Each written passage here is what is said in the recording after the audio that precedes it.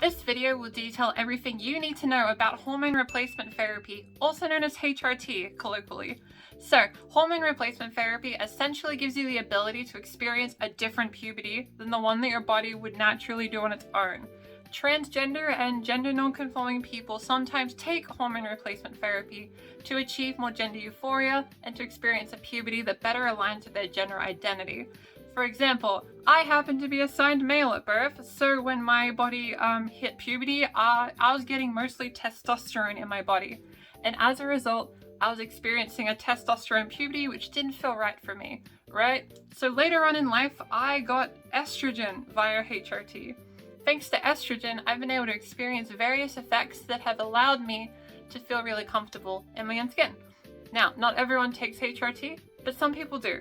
So I'll detail all the details, stuff you need to know, so you can make an informed decision of whether you want to take it yourself, or if you want to know more about maybe what your friends are going through. So let's start simply. How do we take HRT, right? So I have with me a little box of hormones, and basically, here's what they look like. They're just little pills like this, nice. Okay? So my prescription, I take 3 of these in the morning and just wash it down with water, and then that's it. Nothing crazy.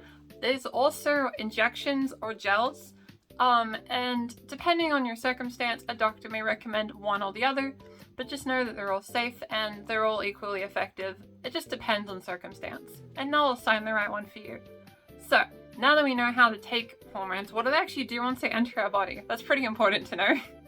So when you take estrogen, your skin will just get a little bit softer, and it'll clear some acne, which is pretty convenient for us. For trans guys, it makes their face just a little rougher and may cause acne, may not. It just kind of depends. But overall, I guess the skin texture kind of changes. And at least for me, when I got my skin feeling softer, when I was coming out of the shower, I would keep touching my cheeks and just be like, oh, it's so soft now. Another term you'll see throwing around a lot is fat distribution. All fat distribution means is that where your body fat is in your body will kind of move around a little bit. So when you take estrogen, a lot of your body fat will actually move more towards your hips and create a rounder figure overall. Whereas people that take testosterone, that body fat will move more so towards the stomach area. And any body fat that was in those other areas previously will begin to move. So don't worry if you have some body fat in a different area, because a lot of it will move. An extra note is when you're on estrogen, it's a little harder to burn body fat than when you're on testosterone. This is just due to changes in how estrogen and testosterone burn off fat.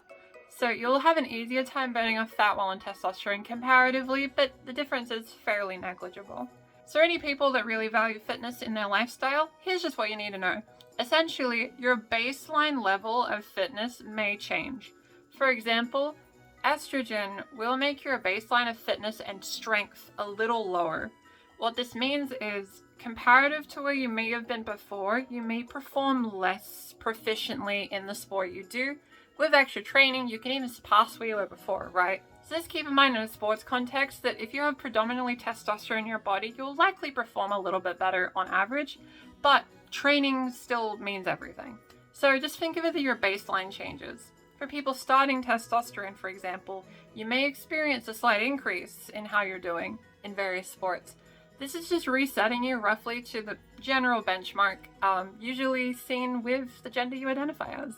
So don't be too alarmed by this, and it's not that big of a deal. You'll still be able to lift weights and you'll still be able to go on big runs. You won't lose the ability to do fitness, which is something I feared. I do dancing, for example, and at first when I started estrogen, the amount of time I could dance decreased a little bit because I got tired quicker. However, as I practiced, I was actually able to surpass where I was before I started estrogen. So just bear in mind, it doesn't actually impact as much as you might think. Related to that will be your overall build and muscle. When you take testosterone, you may experience an increase in muscle mass, and if you take estrogen, you may experience a decrease.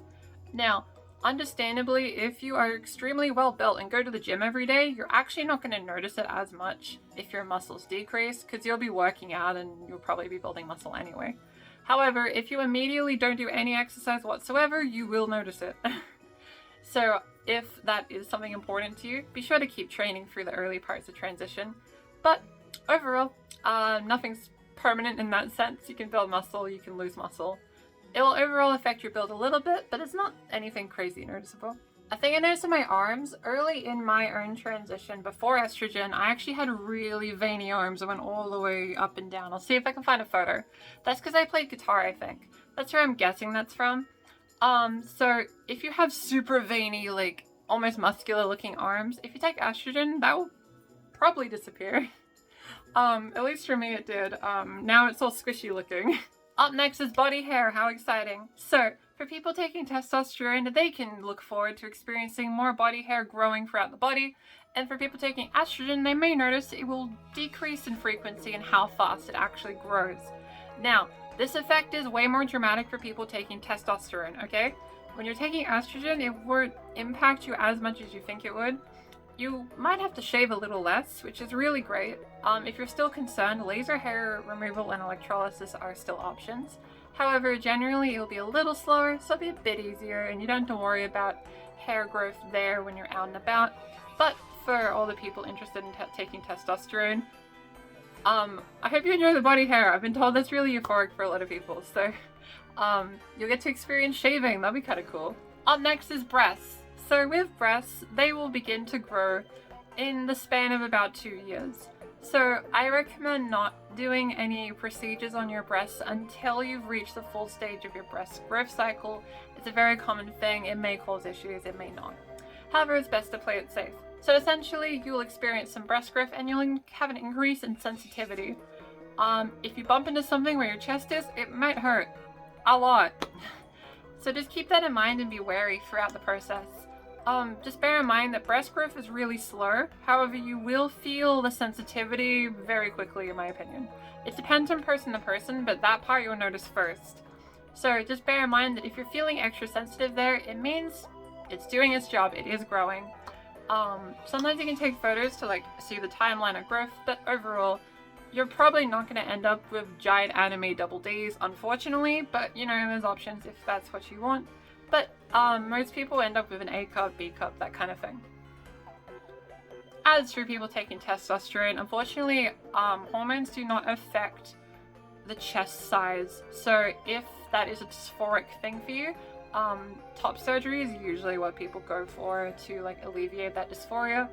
I've been told many people have had really great experiences and feel super happy once it's done. So that's an option too. Up next is emotions. If you're taking estrogen, you may experience it being way easier to cry, and I mean way easier to cry. I before it would take a lot to make me cry, whereas after estrogen, next thing I knew, it was very easy to cry. I could watch any Pokemon episode ever, and I'd probably weep by the end of it because the power of friendship. It's just how it goes. As for people taking testosterone, you may experience it's a bit harder to cry. I had some trans men find this stage a little difficult as emotions are quite dramatic. I'd say people taking estrogen and people taking testosterone will experience various forms of readjustment to their changing emotions. For example, people taking estrogen may find themselves mood swinging a bit more. It's not taking over your brain, so to speak, don't worry. Cis women have mood swings, it's okay. It doesn't change who you are. Emotions just fluctuate a little bit. Also, despite what people may or may not tell you, trans people can have periods. So if you have estrogen in your body and you get near a period cycle, while you won't have blood come out, don't worry. We're safe in that department. We get that leg up at least. You will find that your emotions may get a bit off the walls near where your cycle would be. And you may also find yourself getting more hungry and maybe a bit more stressed. But don't worry, it's just a cycle. You adapt to it, you learn it. There are period tracker apps if you feel the need to double check if your symptoms end up particularly bad. Some people can get cramps around this time. I don't happen to, but some do. Just keep that in mind. A thing that might be a bit difficult to adjust to for people taking testosterone is that it's a bit harder to cry, which may make it a little harder to regulate emotions. So just putting this out there for anyone that's like mask identifying, just know it's okay to talk to others and get help even when socially transitioning to a man. Just know that men, women, non-binary friends, we can all get mental health resources and help when needed.